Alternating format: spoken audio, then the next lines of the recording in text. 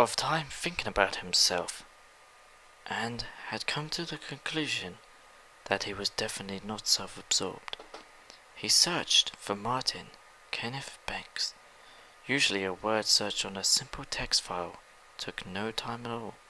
Plain text is easy for a computer to work with due to the sheer size of the file, though Martin's search for himself took nearly 10 minutes.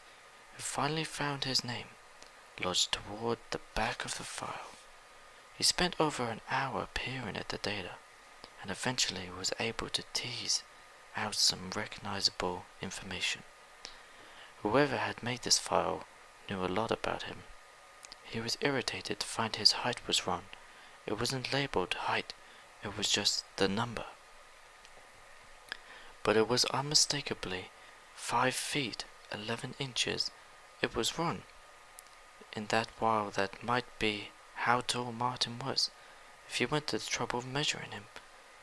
He'd been put in 6 feet 2 inches on every form he'd filled out since high school. He edited the number and hit save.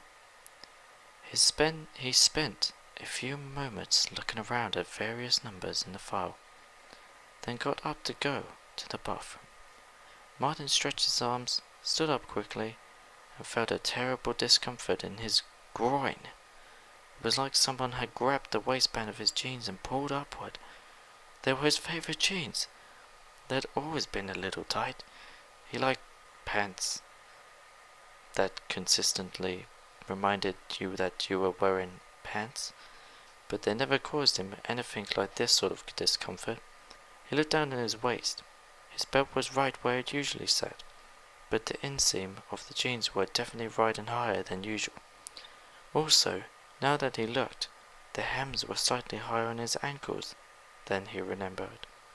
Weird, he thought as he pulled his pants down a bit and walked into the bathroom, while absently taking a leak.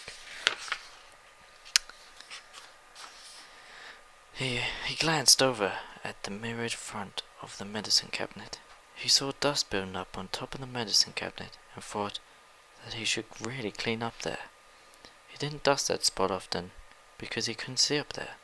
He stared at the dust, letting that thought sink in until he realized his aim had drifted and he was urinating on the wall.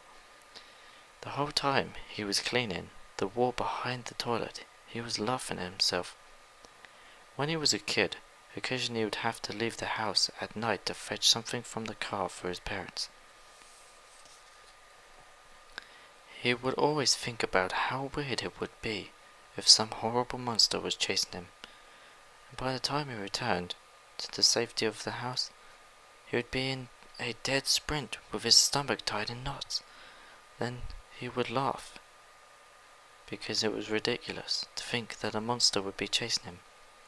His front yard, on a well-lit street in the shops. This, he knew, was no different. His pants rolled up. He probably meant he was gaining weight. Not a good thing, but nothing to freak out about. And the medicine cabinet had probably settled a bit, or one of its support screws had torn free of the drywall. Or maybe he was imagining the whole thing, sitting around all night in a dark apartment with a TV and the computer screens. Providing all the ambient light is bound to affect your perception after a while. When the wall was as clean as it was going to get, he turned his attention to the medicine cabinet. It was still fastened firmly to the wall and didn't appear to move. He could still see the dust-covered top, and furthermore, he was pretty sure he had always been able to look himself in the eye when he looked at the cabinet's mirrored front.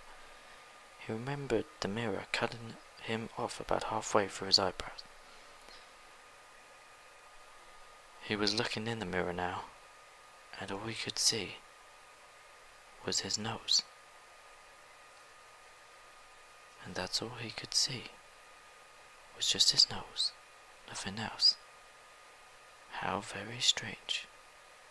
How very strange indeed.